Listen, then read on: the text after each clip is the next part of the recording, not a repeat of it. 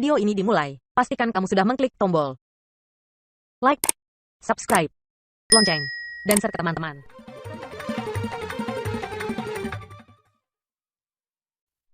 Assalamualaikum warahmatullahi wabarakatuh. Nahmaduka ya man awdahta lana subul al-hidayah wa anzahta an masaila masalat al-waya wa nusalli ala man arsalta syahidan wa bashiran wa nazira wa da'iyan ila Allah bi'izni wa sirajan munira. Asyhadu an la ilaha illallah wa asyhadu anna sayyidana wa maulana Muhammadan abduhu wa rasuluh sallallahu alaihi wasallam la nabiyya ba'da. Amma ba'du fa qala Allah ta'ala fil Qur'anil Karim. A'udzu billahi minasy syaithanir rajim. Bismillahirrahmanirrahim. Wa azzin bin nasi bil hajji ya'tuka rijalan wa 'ala kulli dhurrin ya'tina min kulli fajjin amiq. Qala Allah Ta'ala fi Qur'anil Karim fi surah Al-Ukhra, walillahil hajji man istata'a ilaihi sabila. Sadaqallahu adzim.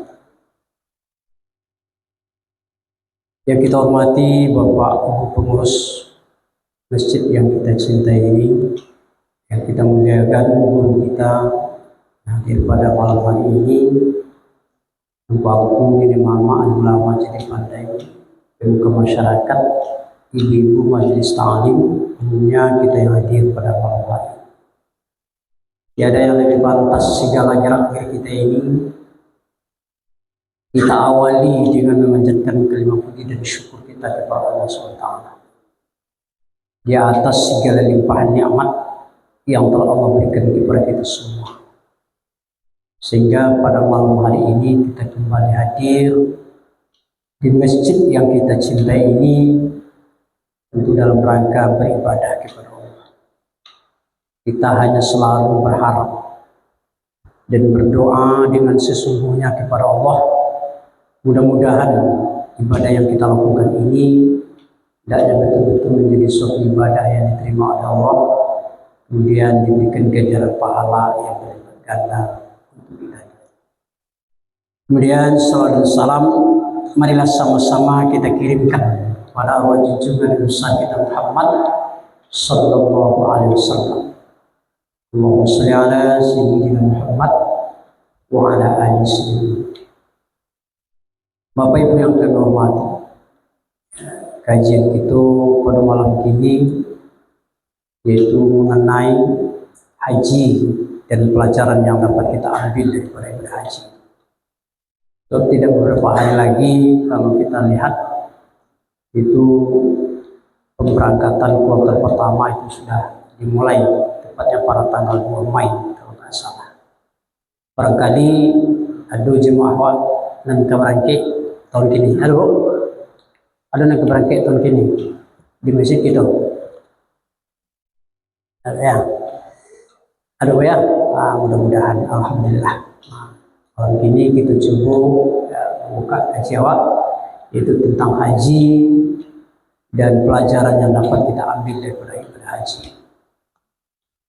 Bapak Ibu yang kami hormati, ibadah haji adalah suatu ibadah yang wajib kita lakukan hanya sekali seumur hidup. Itu bagi pun orang yang mampu bukan diri. Man istata'a ilaihi sabila. Itu bagi orang yang mampu. Pak Komod itu Mang Nabi sekali melaksanakan ibadah haji seumur hidup beliau. Ya. Setelah pelaksanaan haji itu dia tidak pernah melaksanakan ibadah haji. Makanya ibadah haji itu adalah ibadah yang wajib kita lakukan hanya satu kali seumur hidup kita. Itu pun bagi orang yang mampu. Ibadah haji memang berat kalau kita bandingkan dengan ibadah yang lain. Contoh, kalau kita sholat itu membutuhkan fisik dan lisan, kan kayak gitu. Kalau kita puasa membutuhkan fisik, Tapi kalau ibadah haji itu membutuhkan fisik, lisan dan harta kan. Kalau tidak ada harta kan tidak bisa gitu. Karena Rasulullah Shallallahu Alaihi Wasallam ditanya, su'ilan Nabi Shallallahu Alaihi Wasallam ya, tentang amalan yang lebih afdal, amalan yang paling utama. Kecil. Sahabat bertanya kepada Nabi. Jawaban Nabi yang pertama adalah al-iman billahi wa rasul, beriman kepada Allah. Kila summa maza, kata sahabat lagi bertanya. Kemudian apa lagi amal yang paling utama sesudah itu ya Rasul? Dijawab oleh Nabi qala al-jihadu fi sabilillah, berjihad di jalan Allah.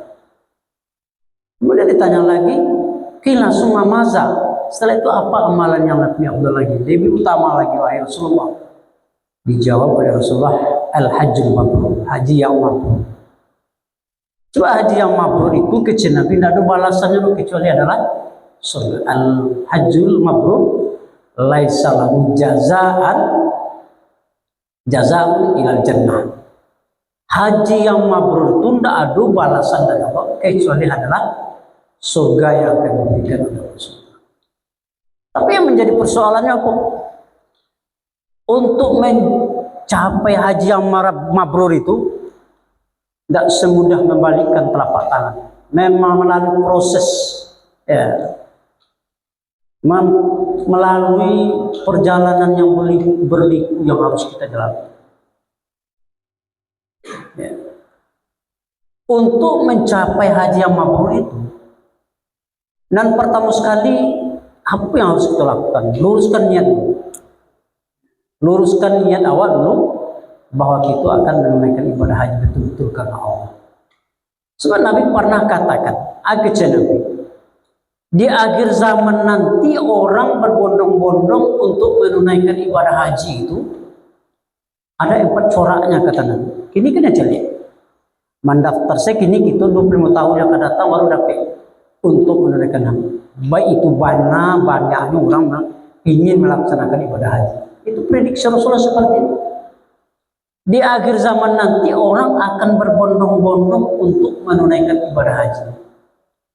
Ada 4 coraknya. Jadi kalau kita cari yang corak kok, ada zaman kini. Dan pertama kecil Nabi, hajinya orang yang kayu-kayu, hajinya orang pembesar. Ya. Tujuannya ke situ apa ya? Supaya melancong, jalan-jalan. Gimana supaya itu? Enak. Dia banyak PTP ke Mekah. Ibu sampai jalan saya. Ya. Itu nak akan mendapatkan haji yang mabrur. Yang kedua adalah haji yang ausak. Tidak kaya, tidak miskin. Tapi tujuannya pergi ke sana adalah untuk berdagang. Adalah yang mau dia itu. Ya, ke Makkah itu sampai haji sih tujuannya, tapi adalah untuk berdagang ke situ.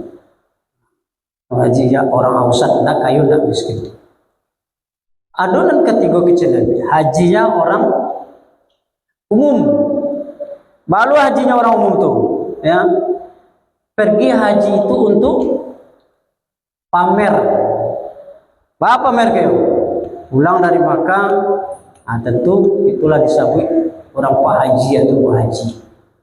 Tidak seperti itu. Ya, haji itu ibadah, bukan untuk mencari gelar ke situ. Orang disebut haji, orang disebut haja yang populer di Indonesia kan. Ya. Di daerah negara-negara lain orang pulang haji itu tidak pernah dipanggil pak haji, bu haji tidak. Ya, karena ada orang itu, bangun itu. Pulang dari Makkah dan disebut namanya pak haji, bu haja, hampir ramai. Nah, kadang yang ditulis nama orang tertulis haji di situ atau hajat. Adalah yang barang. Kalau itu niat tidak akan dapat haji yang mabrur. Seperti yang kita kasih tadi, haji itu bukan untuk mencari galah ke situ. Haji itu ibadah. Ya, ibadah. Kadang orang pergi haji apalagi kini banyak seperti itu. Untuk ingin jadi calon saja, mereka Makkah dulu agar tertulis haji di sana. Ya, supaya orang percaya kan banyak seperti itu. Tidak seperti itu. Haji itu bukan gelar yang kita cari seperti yang kita cari di akademik, ya. Seperti nama saya ini DRS. Itu kita cari di akademik. Aku kadang-kadang kalau kita beranggapan pulang dari Makkah itu harus dituliskan di belakangnya haji, tidak seperti itu. Kalau itu niat awal, itu haji pamer, tidak akan mendapatkan haji yang mabrur. Ya. Kemudian lagi yang keempat, di akhir zaman nanti kata Rasulullah, ada haji orang miskin. Ada yang seperti itu. Baru haji orang miskin tuh kayak. Kapai ke Makkah digadelo tanah dulu. Enak. Ini kapai ke Makkah mah digadelo tanah dulu sawah. Pulang dari Makkah begitu, lah karaya-karayai untuk membayar utang tadi. Nah, itu haji orang miskin namanya. Tapi Allah dikatakan manis tato'a ilaihi sabila. Bila kita mampu, sanggup. Ya nak? Anda dikau-kauan seperti itu. Jadi luruskan niat. Kalau untuk pingin kita mendapatkan haji yang mabrur itu, luruskan niat bahwa kita untuk betul-betul menunaikan ibadah haji. Ini yang pertama.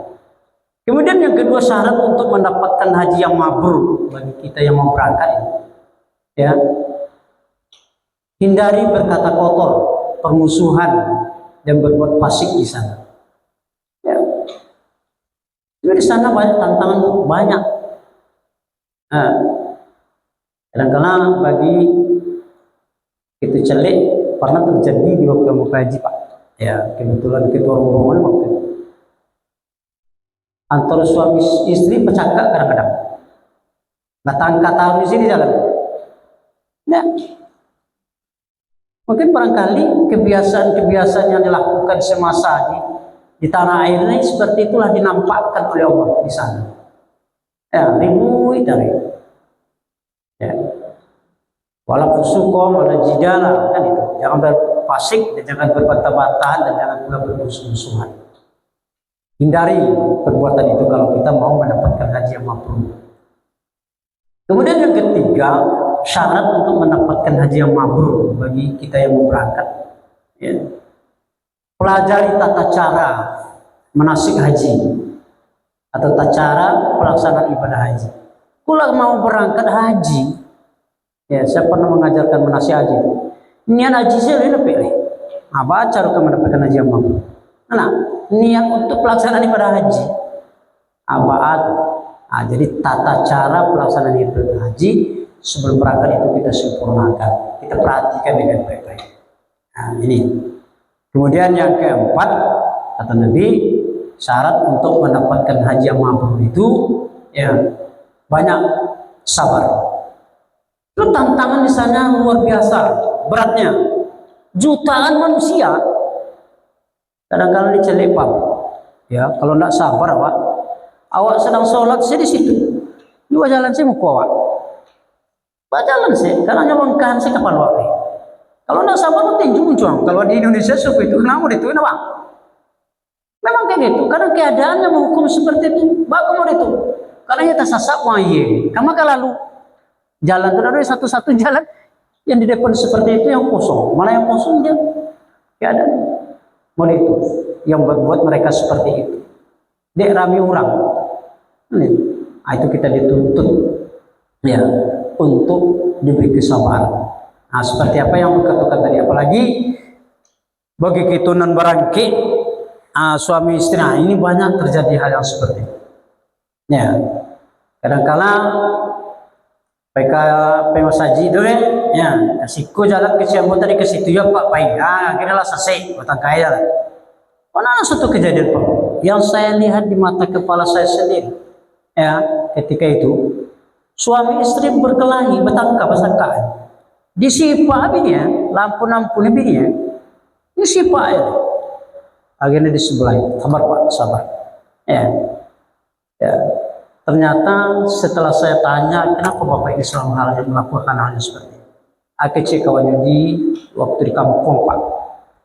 Yo selalu kayak KDRT kebinian. Ya, selalu pelakaian tangan. Memang betul diperlihatkan oleh Allah di situ. Ya, untuk itu kita dituntut. Ya, sabar di dalam melaksanakan ibadah haji. Jadi itulah ya syarat untuk mendapatkan haji yang mabrur itu kece Nabi. Yang pertama, luruskan niat. Kalau kita yang mau berangkat betul-betul karena Allah, kita beribadah kepada Allah. Kemudian yang kedua, ya jauhi perbuatan rapas, bermusuh-musuhan, fasik dan bertengkar. Kemudian yang ketiga, pelajari dengan benar tata cara manasik haji supaya kita di dalam melaksanakan ibadah haji itu sesuai dengan tuntunan yang telah diajarkan oleh syariat agama itu.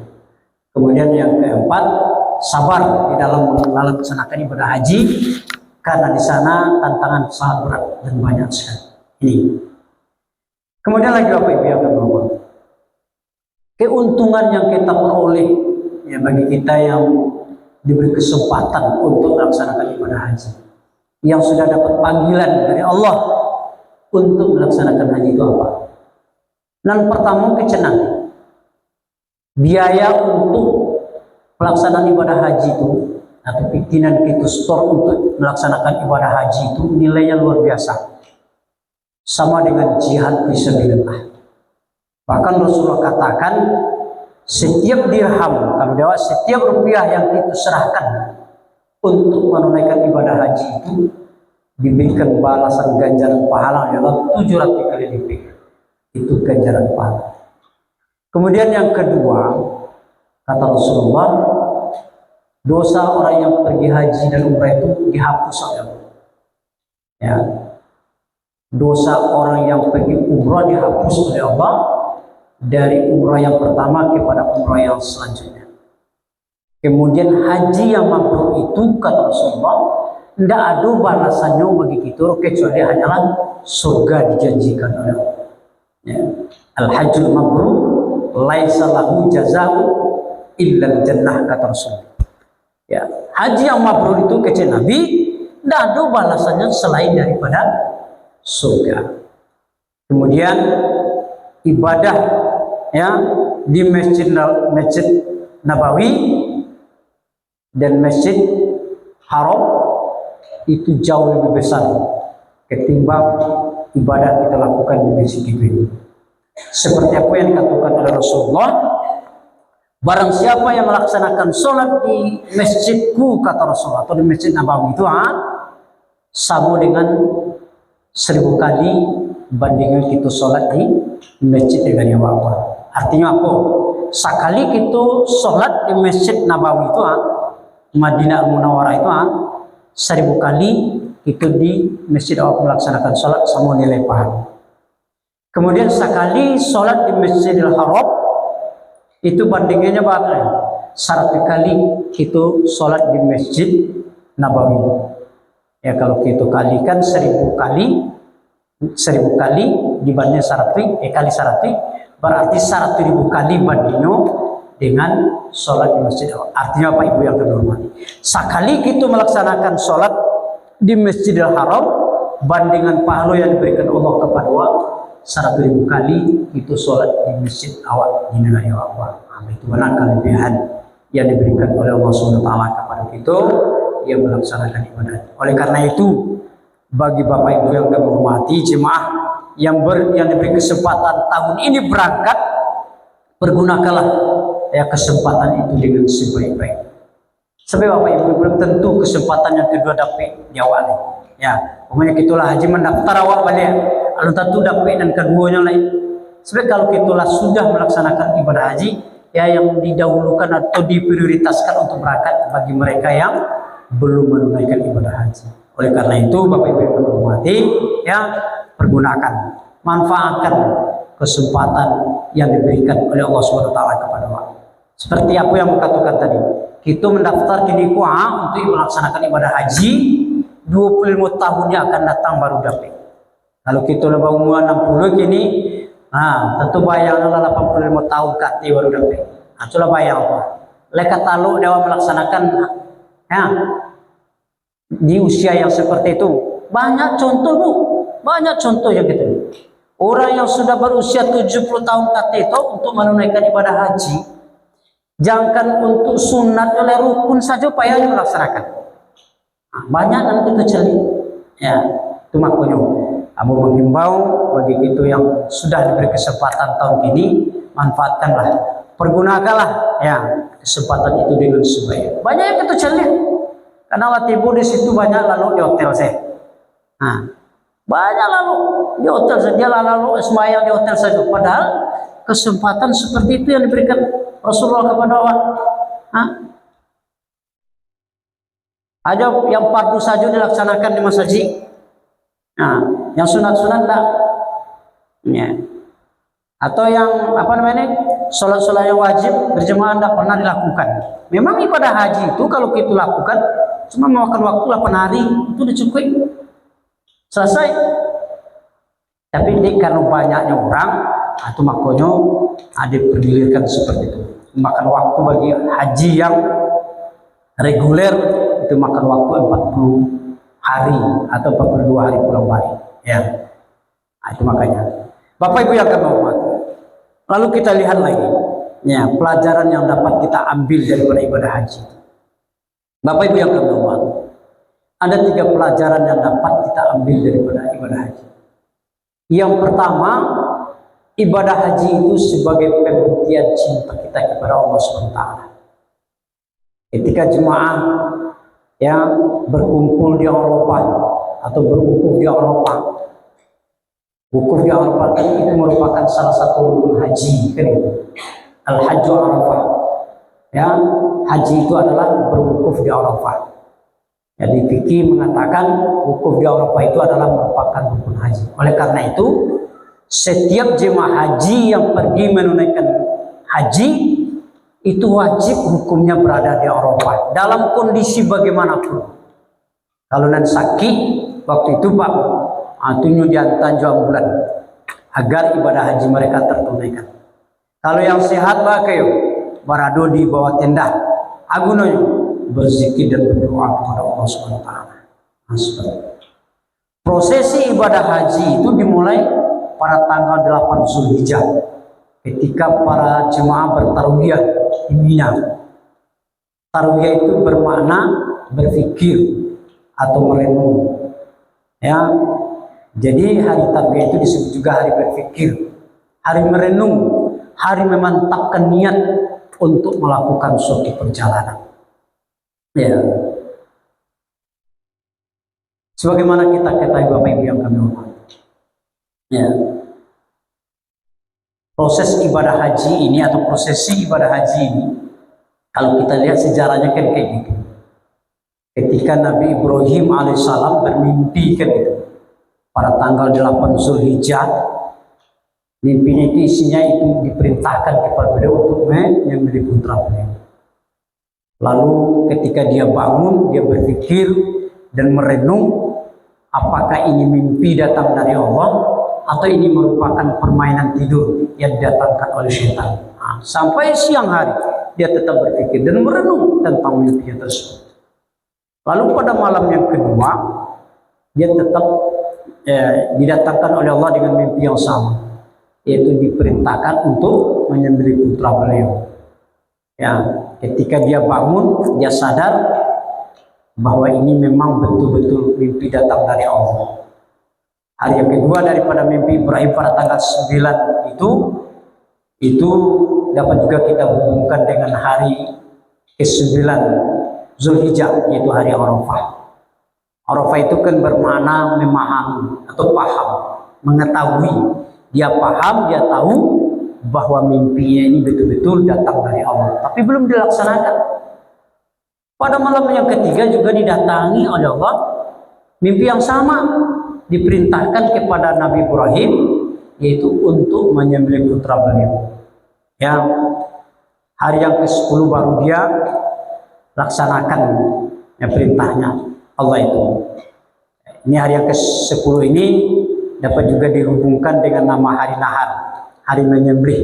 Ya, hari yang ke-11, 12, dan ke-13 itu dinamakan hari tasyrik, karena ketika itu Nabi Ibrahim digoda oleh syaitan agar tidak melaksanakan perintah Allah.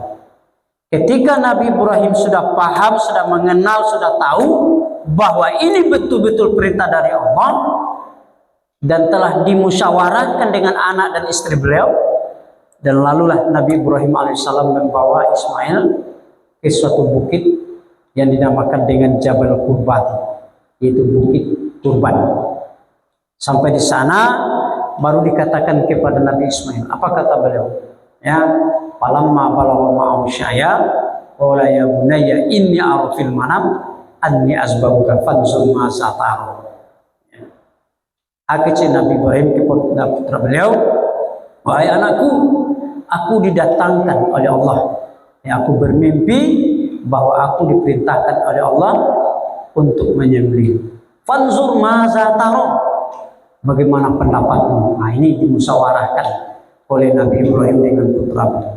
Ini merupakan suatu ujian yang berat kepada Nabi Ibrahim. Apakah anak ini mau menerimanya atau menolak? Tapi apa jawaban Nabi Ismail? Qala ya abati fa'al ma tu'maru satajiduni insyaallah minas-sabirin. Wahai bapakku, kalau ini merupakan perintah Allah, laksanakan. Insyaallah engkau mendapati aku termasuk orang yang sabar. Mendengar jawaban itu bapak, ibu, ya, dari anak, bersyukurlah ya Nabi Ibrahim bahwa doa beliau telah diijabah, telah didengar oleh Allah. Rabbi habli minas solihin. Doa beliau telah didengar oleh Allah Subhanahu wa taala untuk mendapatkan anak yang soleh. Lalu Nabi Ismail dilentangkan di suatu bukit itu, di sebuah batu, lempengan batu yang tipis. Ketika itulah singkat cerita, Nabi Ibrahim memulai tugasnya untuk menyembelih Ismail. Ketika Nabi Ibrahim menggoreskan pisaunya ke leher anaknya, tapi anehnya apa yang terjadi bapak? Setiap pisau ditekankan ke lehernya Nabi Ismail, setiap itu pula lah pisau membalikkan ya matanya ke atas, punggungnya ke bawah. Padahal pisau itu luar biasa tajam. Setiap Nabi Ibrahim menggoreskan atau menekankan pisau ke lehernya Nabi Ismail, dan setiap itu pula lah pisau itu membalikkan punggungnya. Ketika itulah Nabi Ibrahim alaihissalam marah. Amarahnya Nabi Ismail. Ya, Nabi Ibrahim dipukulnya. Pisau itu dipukulkannya pisau itu kepada batu. Lalu batu yang begitu keras bisa menjadi belah dua dengan pisau yang begitu tajam. Di saat itulah Nabi Ibrahim berkata, "Akhirnya Nabi Ibrahim, wahai pisau, engkau mampu membelah batu, tapi kenapa engkau tidak mampu memotong leher anakku yang empuk seperti ini?" Jawaban pisau Bapak Ibu yang kami hormati. Ya, wahai Ibrahim, engkau perintahkan aku memotong leher anak engkau, sementara Allah tidak mengizinkan saya untuk memotong leher anak. Ya, artinya mana? Aku lebih takut daripada melanggar aturan Allah daripada mengikuti perintah engkau itu, kecil pisau. Lalu Allah berfirman, "Akhirnya Allah, wahai Nabi Ibrahim, engkau telah melaksanakan perintahku dengan sebaik-baiknya." Kemudian Allah gantilah, singkat cerita, Nabi Ismail dengan seekor kibas yang didatangkan di dalam surga, yang gemuk. Dalam catatan riwayat, kibas sebagai pengganti Nabi Ismail itu adalah kibas yang pernah dikorbankan oleh si Habil dahulunya. Ya, korban itu diterima oleh Allah Subhanahu wa taala. Ketika itulah Jibril alaihissalam kagum melihat apa yang sudah dilakukan oleh Nabi Ibrahim terhadap putra beliau, sehingga beliau berucap ucapannya, Allahu Akbar, Allahu Akbar, Allahu Akbar. Dijawab oleh Nabi Ibrahim, La ilaha illallah, Allahu Akbar. Dan ditutup oleh Nabi Ismail, walillahil hamd. Itulah sejarahnya penyembelihan Nabi Ismail, Nabi Ibrahim terhadap putranya Nabi Ismail alaihissalam. Bapak Ibu yang kami hormati, inilah pembuktian cintanya Nabi Ibrahim alaihissalam terhadap Allah Subhanahu wa taala. Ya. Hal ini dilanjutkan, dikukuhkan oleh Nabi kita Nabi Muhammad SAW yang dalam hal ini dalam pelaksanaan ibadah kurban. Kalau kita cari ini Bapak Ibu yang kami hormati, bagi kita yang ya belum sanggup untuk menunaikan ibadah haji, kita disunnahkan untuk melaksanakan kurban. Kalau kita cari lo ibadah kurban itu luar biasa lo walunya. Ya, setiap Langkah yang kita langkahkan untuk membeli korban itu Pak, yang itu diberi oleh Allah SWT ganjaran 700 derajat, dan dihapuskan oleh Allah segala kesalahan kita dari 700 kesalahan kita. Kemudian Bapak Ibu, ketika kita berdialog untuk membeli sapi korban yang akan kita korbankan itu, setiap ucapan yang kita keluarkan itu diganti oleh Allah dengan kata-kata tasbih. Kemudian kita bayarkan uangnya.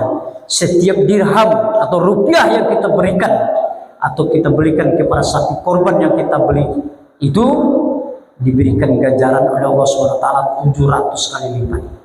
Kemudian kita bawa pulang sapi yang kita beli tuang, mau kita korbankan, kita letakkan di tanah, mulai dari bumi yang pertama sampai kepada bumi yang ketujuh. Ada juga binatang yang menyaksikan korban yang kita korbankan itu memohonkan ampun kepada Allah sampai hari kiamat nanti untuk orang yang berkorban, agar dosa orang yang berkorban itu diampuni oleh Allah. Kemudian darahnya kita teteskan. Setiap tetesan darah yang kita teteskan dari korban yang kita korbankan itu ya dijadikan oleh Allah 700 malaikat. Setiap malaikat itu memohonkan ampun kepada Allah agar dosa orang yang berkorban itu diampuni oleh Allah. Kemudian daging korban yang kita korbankan itu kita berikan kepada mereka yang berhak untuk menerimanya. Setiap gumpalan daging yang kita berikan itu diberikan pahala luar biasa Allah, seperti memerdekakan budak. Kemudian yang kedua, pelajaran yang dapat kita ambil daripada ibadah haji ini Bapak Ibu, singkat saja, ibadah haji merupakan simbol pemersatu umat. Lebih daripada 2 juta umat manusia berkumpul di Mina dengan memakai pakaian ihram yang sama, bersatu dalam gema talbiyah, memenuhi panggilan Allah, ya, menapaki jejak Rasulullah SAW, ya, mengikuti perjalanan Abul Anbiya yaitu Nabi Ibrahim alaihissalam. Wa azin fil nasi bil haji ya'tuka rijalau ala dhamir ya'tina min kulli fajjin amir. Amin, kata Allah SWT. Diperintahkan dan berserulah kamu kepada manusia untuk menunaikan ibadah haji, ya. Baik mereka berjalan kaki, mengendarai unta, mereka datang dari segala penjuru yang jauh, kata Allah SWT. Memang betul Bapak Ibu, manusia menunaikan ibadah haji datang dari seluruh penjuru dunia ini. Bahkan ada sebuah berita yang diberitakan beberapa tahun yang lalu Bapak Ibu, yaitu berita harian Al Arabiyah, itu menyebutkan di sana ada salah seorang jemaah haji yang datang dari Cina. Itu luar biasa, pergi menunaikan ibadah haji dengan cara mengayuh sepeda. Coba bayang, jus sepeda nyupai menunaikan ibadah haji yang jaraknya 8.500 km dari tanah kelahiran beliau Xinjiang untuk sampai ke tanah suci Mekah itu, para jaraknya 8.500 km. Itu perjalanan yang serupa Bapak Ibu, ya, perjalanan yang sangat melelahkan dan meletihkan, melalui perjuangan yang luar biasa. Tapi karena kecintaan beliau kepada Allah, mengikuti sunnah Rasulullah, mengikuti jejak Rasulullah, keletihan dan kesusahan itu bisa mereka lalui. Bisa dia lalui untuk sampai ke Baitullah, untuk menunaikan ibadah haji sebagai pembuktian cintanya kepada Allah. Begitu juga orang-orang tua itu dulu menunaikan ibadah haji seperti ini, Pak, nak sampo dengan kini dong, ya, dengan kapal layar, hampir dengan cara yang tidak masuk akal. Berbulan-bulan mereka berada di tengah laut, diombang-ambing oleh, ya, ombak dan badai, luar biasa.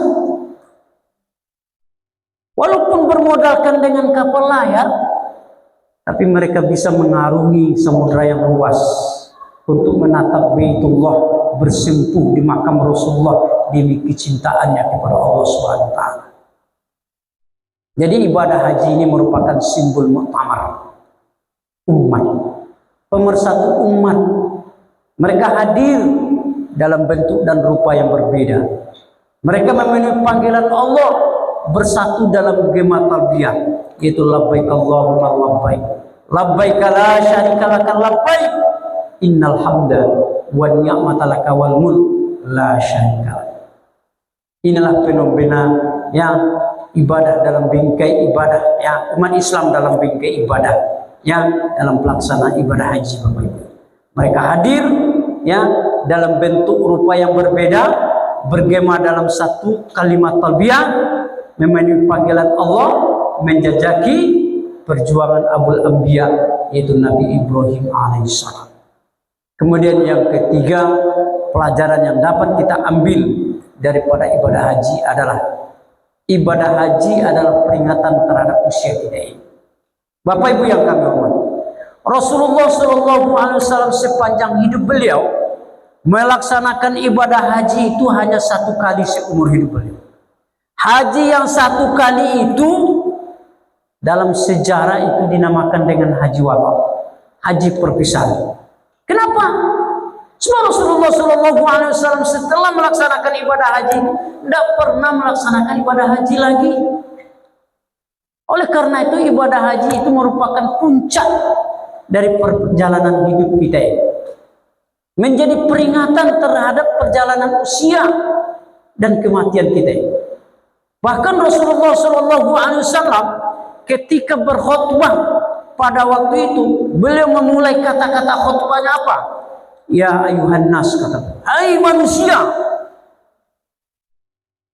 dengarkanlah, ada sesuatu hal yang sangat perlu yang akan aku sampaikan kepada kalian. Aku tidak tahu, demi Allah, aku tidak tahu bahwa sesungguhnya aku, kecil Nabi, tidak pernah akan bertemu dengan kalian di tempat ini, di tahun ini, sesudah ini, kata Rasulullah. Setelah Rasulullah SAW selesai membaca khutbah pada waktu itu, turunlah ayat kepada beliau, surat yang terakhir, ayat yang terakhir dalam surat Al-Maidah ayat 3. Apa kata Allah? Al-yawma akmaltu lakum dinakum wa atmamtu alaikum ni'mati wa raditu lakum al-islam dinan, kata Allah. Pada hari ini, kata Allah, aku sempurnakan bagimu agama, telah aku cukupkan nikmatku atasmu, dan aku telah redha Islam itu sebagai agama. Mendengar ayat ini turun, Bapak Ibu, Abu Bakar menangis dengan sejadi-jadi. Ketika Abu Bakar menangis, dihampiri oleh Umar bin Khattab dan berkata kepada Abu Bakar, "Hai Abu Bakar, kenapa engkau menangis?" Jawaban Abu Bakar, "Demi Allah, tidak ada lagi kesempurnaan setelah sempurnanya ini, kecuali semuanya itu akan berakhir." Artinya mana, kecil Abu Bakar, setelah Rasulullah SAW menunaikan ibadah haji bersama kita pada tahun ini, beliau akan meninggalkan kita semua. Artinya beliau akan dipanggil oleh Allah SWT. Inilah yang ditangiskan oleh Abu Bakar. Itu makanya Bapak Ibu yang kami hormati, para ulama kita yang terdahulu di dalam mengarungi perjalanan hidup ini, mereka mengatakan sholat 5 kali sehari semalam ku Pak Buah itu adalah merupakan neraca harian untuk itu. Sholat Jumat yang kita lakukan sekali seminggu itu merupakan neraca mingguan untuk diri. Sedangkan puasa Ramadan kemarin yang kita lakukan itu adalah merupakan neraca tahunan untuk itu. Sedangkan ibadah haji yang kita lakukan itu adalah merupakan neraca terhadap usia kita. Bapak Ibu yang kembali, kalau kita cari pada umumnya orang melaksanakan ibadah haji itu setelah berusia 40 tahun ke atas.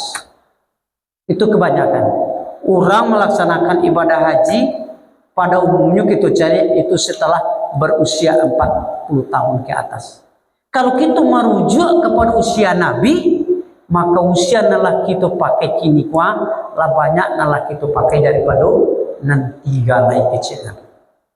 Oleh karena itu kata Rasulullah, ya selagi ada waktu, selagi ada kesempatan, pergunakanlah, manfaatkanlah usia yang diberikan oleh Allah kepada kita itu dengan sebaik-baiknya.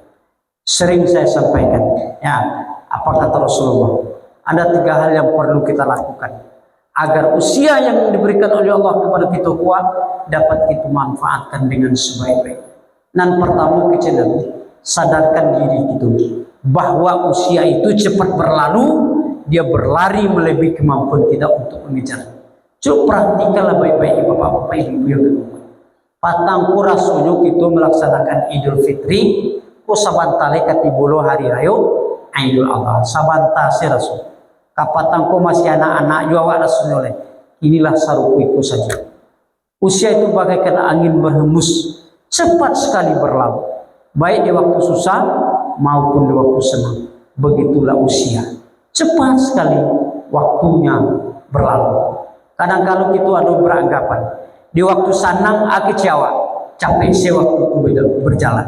Tapi sakitnya di waktu susah jadi oleh Allah aku kecewa, lambe sih waktu begitu. Sebenarnya tidak sampai baik di waktu susah maupun di waktu senang, waktu tetap berjalan seperti itu. Oleh karena itu Bapak Ibu yang kehormatan, bahkan Allah katakan baca dalam surat An-Nazi'at ayat 46, akecewa ka'annahum yauma yaruna yalbasu illa asyiyatan aw duhaha. Kalau kita dibangkitkan nanti, kita pasti mengatakan kepada Allah seolah-olah kita tidak pernah tinggal di alam dunia kecuali hanya sebentar, seperti di waktu subuh dan seperti di waktu maghrib atau di waktu sore. Barangkali inilah sedikit pengajian kita pada malam hari ini mengenai ibadah haji dan pelajaran yang dapat kita ambil daripada ibadah haji. Kita berharap dan berdoa kepada Allah, mudah-mudahan jemaah kita yang ada di Masjid Al-Hijrah ini yang berangkat pada tahun ini dan diberi mendapatkan haji yang mabrur dan diberikan keselamatan dan kemudahan untuk melaksanakan ibadah haji dan amin ya rabbal alamin. Demikian saja, berbanyak maaf. Wabillahi taufiq wal hidayah. Assalamualaikum warahmatullahi wabarakatuh.